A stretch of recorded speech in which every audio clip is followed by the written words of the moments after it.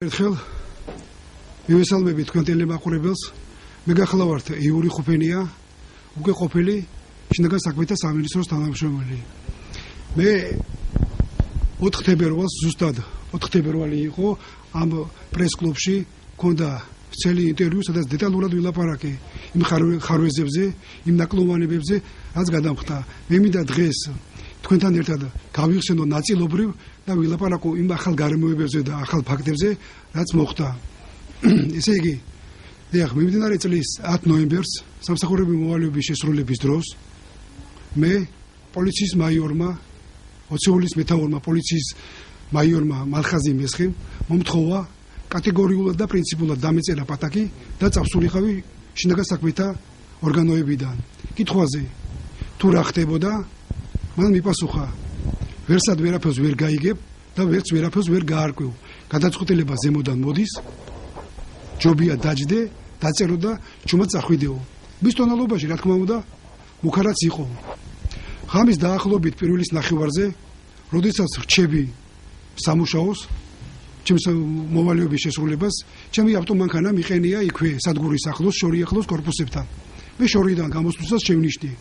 ჩემი ავტომანქანის წინასაკარე მინაზე მიმაგრებული იყო თეთრფერის ფურცელი, რომელიც შემდგომ აღმოჩნდა ცენტრალური საარჩევნო კომისიის კონვერტში ჩადებული იყო 6 ცალი ფოტოსურათი, რომელშიც აღბეჭდილი ვარ მე ვანო მერაბიშვილთან, გოგა გაბაშვილთან და გიორგი უგულავასთან ერთად. ღამის დაახლოებით 3-ის ნახევარზე ჩემს მობილურ ტელეფონზე, რომელიც იყო კორპორაციული, შემომდის ფარული ნომრით მუქარი ზარი. თუ ჩუმად არ ვიქნებოდი, დამიჭერდნენ. მე მეორე დღეს მივდივარ შინაგან საქმეთა სამინისტროში, ხვდები დეპარტამენტის ხელმძღვანელს, პოლიციის მაიორ ბატონ ზურაბ ჭყოიზის. ველაპარაკები მას აღნიშნული შესახებ და მეუნება ასეთ რაღაცას. სიტყვა სიტყვით ვაკეთებ მისი სიტყვების ციტირებას. გამოვითხოვე კადრებიდან თქვენი პირადი საქმე, შევისწავლე, საკმაოდ კეთილსინდისიერი პროფესიონალი პოლიციელი ყოფილხართ, მაგრამ გადაწყვეტილება თქვენი შინაგან საქმეთა ორგანოებიდან წასვლის შესახებ ზემოდან მოდის. უნდა დაждდეთ, დაწეროთ და უნდა წახვიდეთო. მე მეორე დღეს უკვე 11 ნოემბერს ოფიციალურად მიბარებენ შინაგან საქმეთა სამინისტროში და მათავისუფლებენ დაკავებული თანამდებობიდან. მე უკვე ჩემს ადვოკატთან, ბატონ ბაჩოსთან და უფლებადამცველებთან ერთად ამ წლის 6 თებერვალს მივმართეთ მთავარ პროკურორს ბატონ არჩილ პილაშვილს, რომ ფაქტთან დაკავშირებით დაწყებული იყო წინასწარი გამოძიება, თუ რა მოტივითა და რა საბაბით ვიყავი გათავისუფლებული დაკავებული თანამდებობიდან. ასევე თანამდებობის პირის მიერ უფლებამოსილების გადამეტების ფაქტზე, რომელსაც ჰქონდა ადგილი და იმ მუქარისა და ზეწოლის ფაქტზე, რომელსაც ადგილი ჰქონდა ჩემს მიმართ. მე დღის მდგომარეობით არც შინაგან საქმეთა სამინისტრო და არც მთავარი პროკურატურა ჯერჯერობით არ დამკავშირებია. მაშინ, როდესაც ჩემს მიმართ სისტემატურად ხორციელდება ფარული დევნა, მიყურადება და მუქარა, რაც ბოლო დროს 19 თებერვალს დილის 4:35 წუთზე ჩემს მობილურ ტელეფონზე შემოვიდა მორიგი, ხას უსვენ მორიგი მუქარი ზარი. თუ ჩუმად არ ვიქნებოდი, თავს ბალგარკით მომახერხავდით. მე არ ვიცი ამას რა კომენტარი გავუკეთო, კომენტარი თქვენთვის მომინდია რა. ცით, ამით ხო დაირღვა ჩემი უფლებები, შეილახა ჩემი ღირსება. მე დღეს უკვე თამამად ხმამაღლა და სრული პასუხისმგებლობით შემიძლია განვაცხადო. ჩემი სამსახურიდან განთავისუფლება ეს არის პოლიტიკური ნიშნით დევნა. ყველა მისის ეს და თითეული პოლიციის თანამშრომელი ხვდება ამას. მე ვარ იმ პოლიტიკური რეპრესიის მსხვერპლი, რომელსაც ახორციელებს დღევანდელი ხელისუფლება და მთავრობა.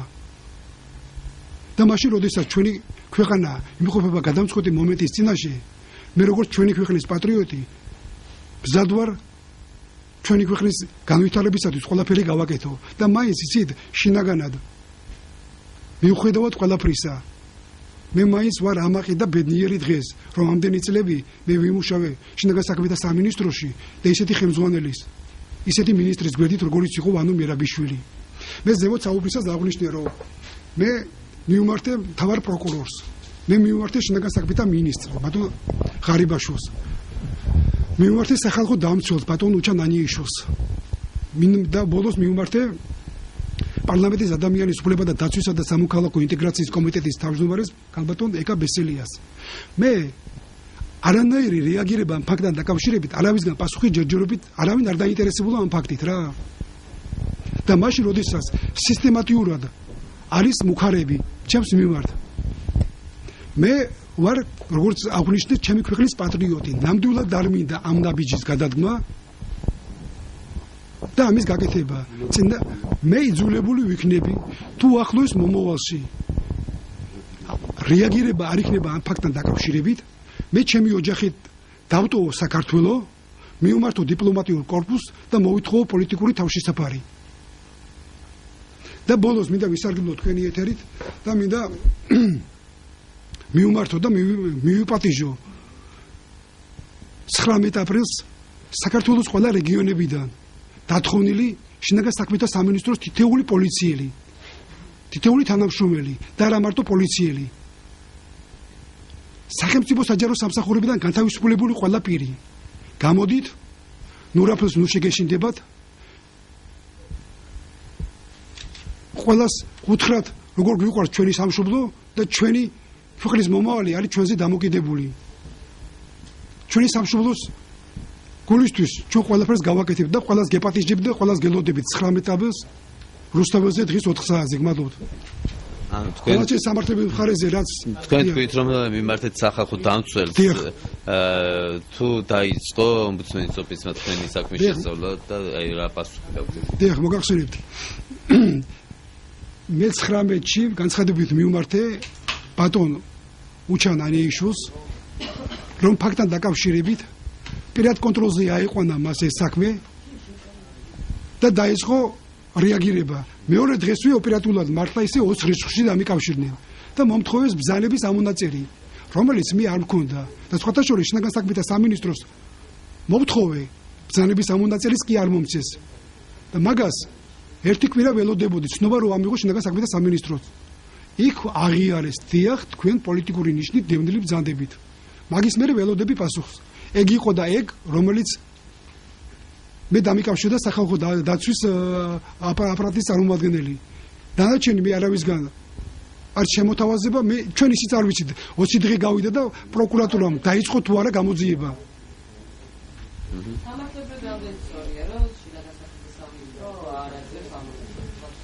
არ არის გამძლეობად. საერთოდ ჩამოიწეთ რა თქვენს და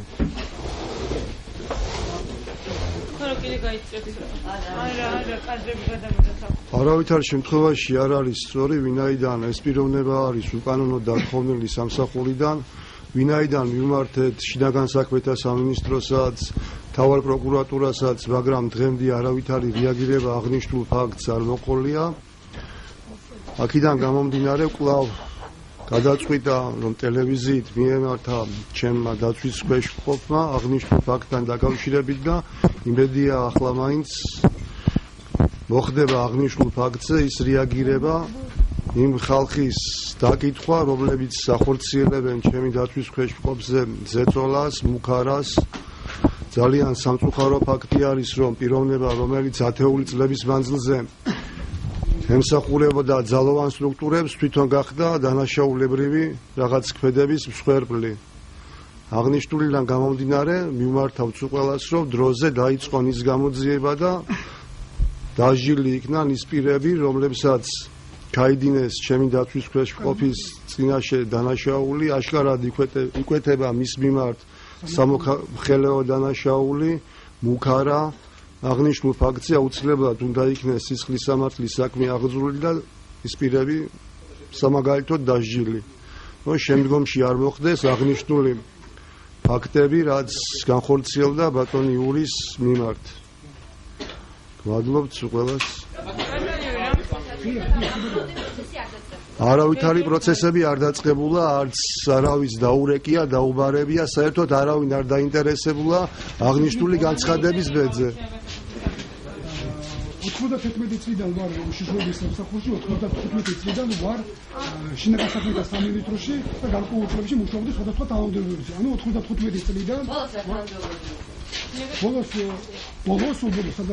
ბოლოს ვიყავი ქალაქ თბილისის საპატრულო პოლიციის მთავარი სამმართველოს მეტროპოლიტენის პატრულ ინსპექტორის თანამდებობაზე. ბოლოს, სადაც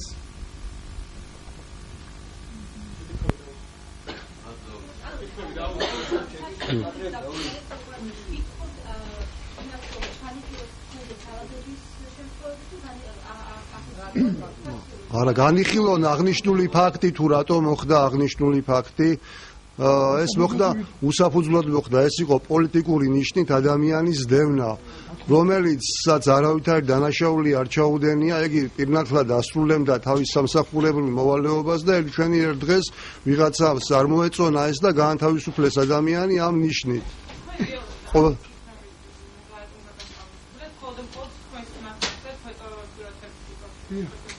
რა თქმა უნდა ამას რა იყო ისე ცენტრალური საარჩევნო კომისიის კონვერტს დღეს ვინც რაც არ უნდა ნაცნობობა გვყავდეს ჩვენ საქართველოში ისე ადამიანი ვერ მოიპოვებს მაგას მე კატეგორიულ ვარს ვეულები საღამოს 9-ის ნახევარზე ოცეულის მეთაურს პატაკის დაწერაზე და ღამის პირველ ნახევარზე ის უშუალოდ ანუ არის შავი საქმის შემსრულებელი მესხი ხო ურეკავს ვიღაცას ეუნება და ღამის პირველის ნახევარზე სამსახურო მოვალებას რო ასრულებ მანქანასთან ხდება კონვერტი სადაც დებს 6 წელი ფოტოსურათი მეტი რა უნდა იყოს მეტი კანონში ნაცვლად არის გაწერილი კანონში პოლიციის შესახებ დისციპლინარული დევნა ან როგორ ხდება განთავისუფლება პოლიციელის და ასე შემდეგ და ასე შემდეგ ქვეყანა იქ და შემდეგ თქვენ უკვე დაგავიწყდით იქ კონკრეტულად მაქვს ეს ყველაფერი სამოხელეო დანაშაულში შედის ის სამსახურებრივი 312-313 მუხლების ეს ყველაფერი არის სამოხელეო დანაშაული დიახ დააწერინეს დიახ მე დავწერე რო არ დამეწერა იქ ისეთი ამბავი იყო მე უნდა დამეწერა განცხადება რო არ დამეწერა რა მოხდებოდა მე არ ვიცი და ცნობა რო ავიღე და ცნობაში წერია განთავისუფლებული პოლიციის რეზერვის მაიორი იური ხუფენია საკუთარი სურვილით წყალებში საკუთარი სურვილით როგორ ხდება დიახ ძალიან ბევრი საკმაოდ არა ამონაწერი უნდა მიეცათ ძალების ამონაწერი უნდა მოგცეს იმ ორგანომ საიდან ვინც გიშვებს რა ანგარიშვალდებულია და მომცეს ცნობის სახით და ერთი კვირა მაწვალეს მაგაზე კიდე და განცხადება მაწერიის რომელიც არ იყო მიზანშეწონილი არ უშვებდნენ შინაგან საქმეთა სამინისტროს შენობაში თვითონ ბატონიურის და ეგეთ თულ წინააღმდეგობებს აწყდებოდა ყოველთვის დიდი მადლობა თქვენ დიდი მადლობა